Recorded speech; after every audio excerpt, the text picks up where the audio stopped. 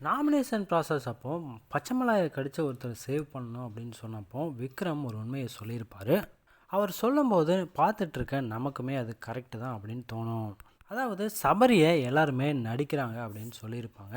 ஆனால் அவன் அப்படிப்பட்ட பையன் கிடையாது, உண்மையாலுமே ஜெனுவினான பர்சன் அப்படின்னு சொல்லியிருப்பார். எல்லாருமே பார்க்குறாங்களே அப்படின்னு செய்கிறது கிடையாது, அவனோட கேரக்டரே அப்படி தான். சபரி மாதிரி ஒரு பையன் வேணும் அப்படின்னு எங்கள் அப்பா கூட சொல்லியிருப்பாங்க. நானும் அவனும் ட்வின் பிரதர்னு கூட சொல்லியிருப்பாங்க.